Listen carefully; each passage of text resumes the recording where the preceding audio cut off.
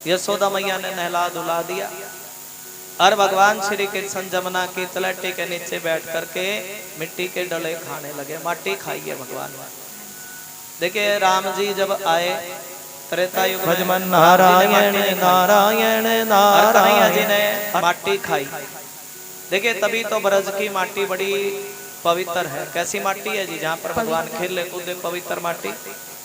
और संत लोग भी उस माटी में लोट लगाते हैं। ऐसी पवित्र माटी है ब्रज की, गोकुल की ऐसी पवित्र माटी। देखिए जिस समय भगवान ने माटी खाई कि भगवान के संग में 1 साल के हैं भगवान, तो क्या बनाए हैं जी? सखा बनाए। क्या बनाए जी? मित्र बनाए। बड़े जैसे भगवान हैं और ऐसे ही सुंदर सुंदर मनसुखा, सुदामा, मधुमंगल और इनके बड़े सुंदर सखाओं की टोली। किसकी टोली जी? और देखिए ऐसा सुखदेव भगवान करे, सुनो परीक्षित, इन मित्रों में देखिए ये जो मधुमंगल है ये भी ब्राह्मण, सुदामा भी ब्राह्मण। और देखिए भाव सुनो, बहुत सारे बच्चे ब्राह्मणों के हैं। किस भगवान के मित्रों की टोली में। भाव सुने, प्रेम से बोलो जय श्री श्याम। और लेकिन ये जितने भी हैं सब उलाना देने में बड़े तेज हैं। किसमें जी? उलाना 1 नंबर का देना जानते हैं। और जिस समय कन्हैया ने माटी खाई ना, कर सुन कन्हैया आज बताएंगे तुम्हें, तुम्हारी मम्मी से तुम्हारी शिकायत करेंगे। किससे जी? कन्हैया यशोदा सारे के सारे टोली, हाँ 8-10 बच्चों की टोली यशोदा मैया से कहने लगे सुन रही मैया, सुन मैया, सुन मैया एक बात बतावे। मैया कह रही है बताओ। देखिए मधुमंगल बोल पड़ा सबसे पहले, बड़ा चतुर मधुमंगल बोल पड़ा। कहने लगा सुन रही मैया, आज तुम्हारे लल्ला ने माटी खाई। क्या खाई जी? अच्छा मेरे लल्ला ने माटी खाई? हाँ मैया सच्ची सच्ची, कोई झूठ की बात नहीं है मैया, तुम्हारे लल्ला ने माटी खाई है। क्या खाई जी? माटी। अच्छा ये बताओ कितनी माटी खाई? और मैया बात सुन, थोड़ी माटी नहीं खाई और तुम्हारे लल्ला ने तो बहुत सारी माटी खाई, आधा किलो का डला खाया। और कन्हैया करे मैया बात सुन, मैया बात सुन मैया, ये सारे के सारे झूठे हैं 1 नंबर के। कैसे हैं जी? मैया सारे के सारे झूठ बोल रहे।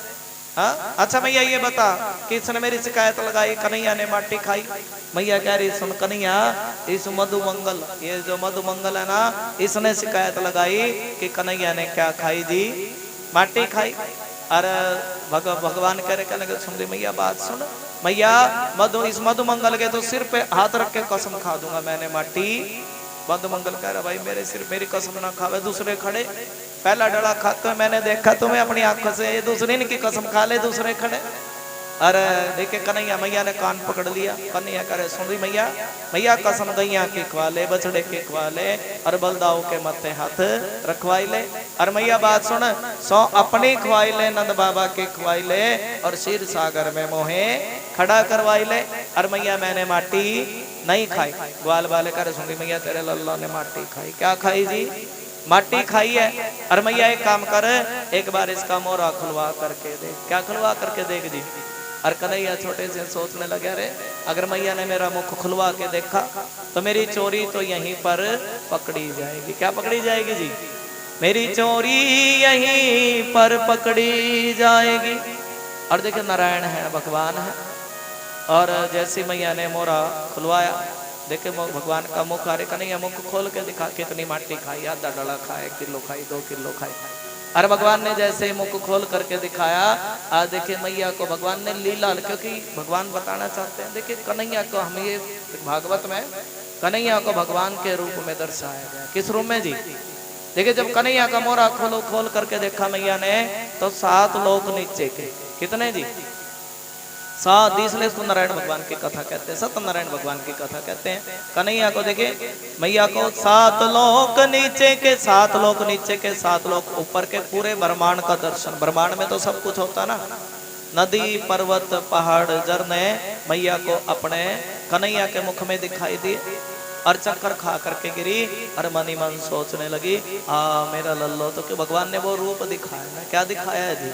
सारी की सारी बोला करो, क्या दिखाया है जी? वो रूप दिखाया। और मैया सोचने लगी, मेरा लल्लो तो नारायण है। कौन है जी? सारे बोलो कौन है जी? थोड़ा ऊंचा बोल पड़ा करो, कौन है जी? मेरा लल्लो तो नारायण है। और भाई नारायण भगवान की तो पूजा होती है, मत्था टिकता है, शीश झुकाया जाता। अरे मैं तो अपना बच्चा समझती थी, लेकिन ये कन्हैया तो नारायण है। और आज के बाद मैं हर रोज इनकी आरती उतारूंगी। क्या उतारूंगी जी? ओम जय जगदीश हरे स्वामी जय जग, ऐसे आरती। भक्त जनों के संकट बंसरी वाला दूर करे। ओम जय जगदीश।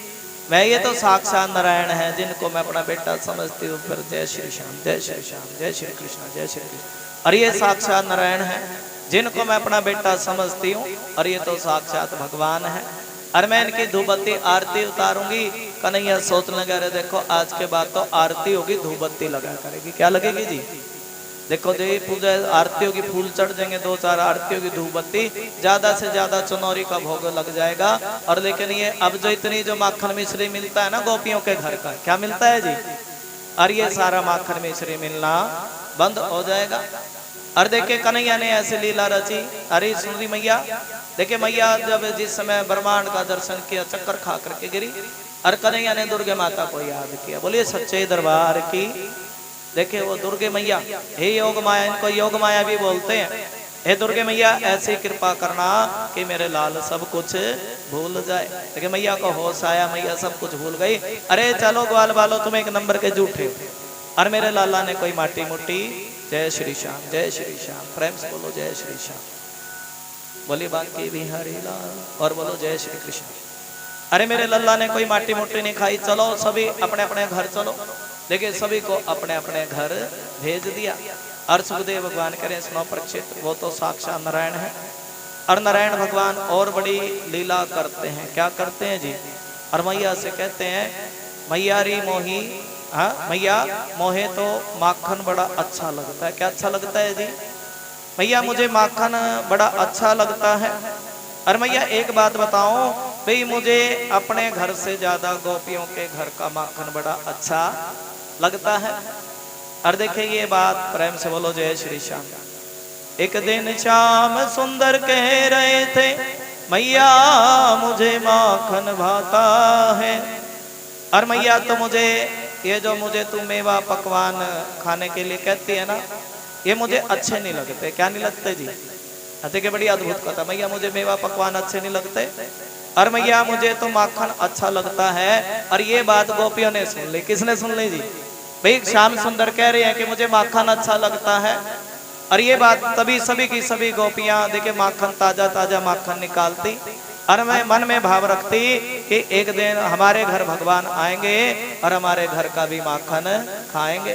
तब देखिए भगवान से कहती हैं, जो रूखा सूखा दिया हमें, कभी उसका भोग लगा जाना, कभी फुर्सत। और देखिए मन में भाव है कब भगवान हमारे घर आए। और एक दूसरे से चर्चा करती, अरे सखी एक बात तो बताओ, वो कन्हैया तुम्हारे घर आए थे या नहीं आए थे? कहीं मेरे घर से भगवान चले ना जाए, बिना भोग लगाए ना चले जाए। देखिए इंतजार करती हैं, रात के 12 बजे भी भगवान को देखते कहीं भगवान वापस ना चले जाएं।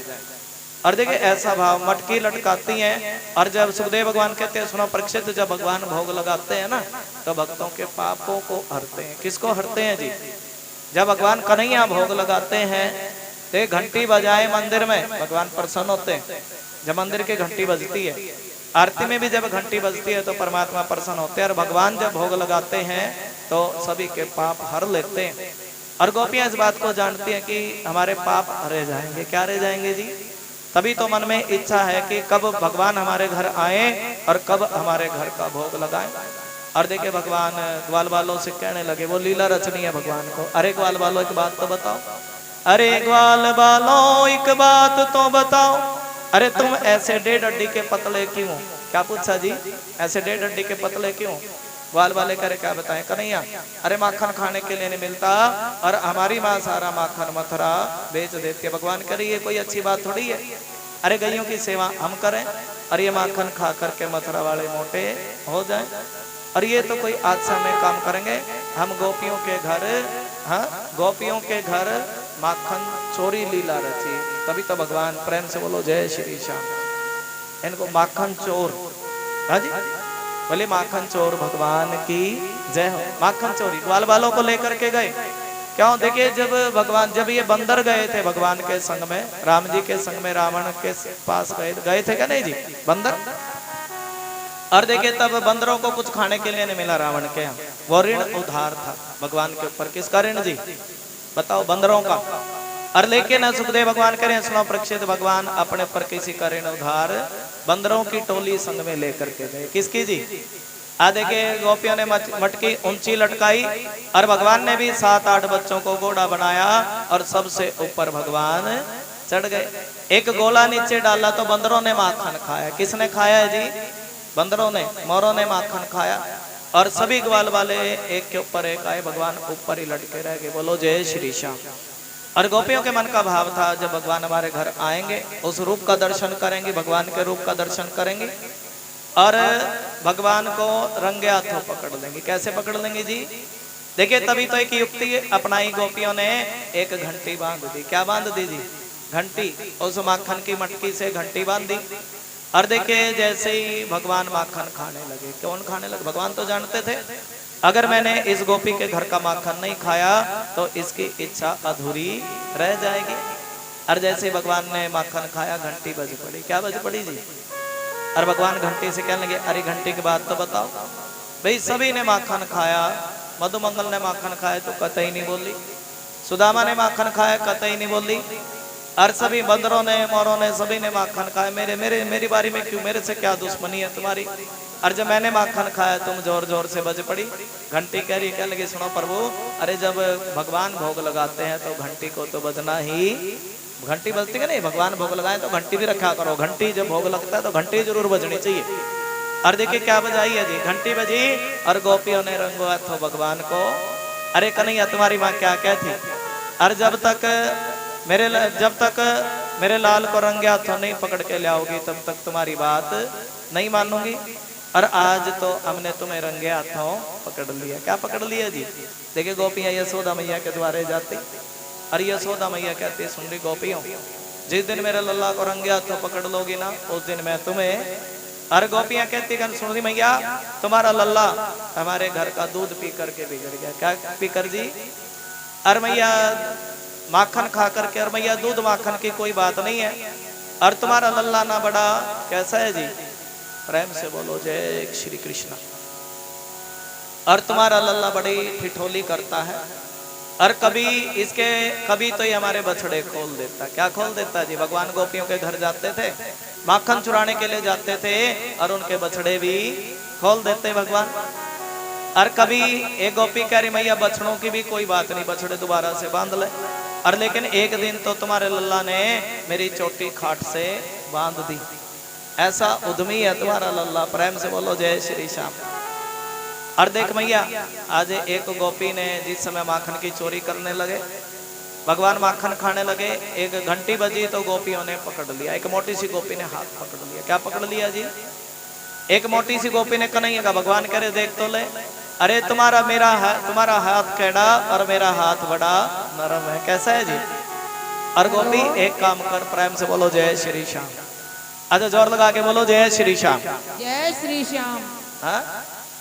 और भगवान कह रहे, क्या लगे, सुन ली गोपी देख तो ले, तेरा हाथ कैड़ा मेरा हाथ नरम।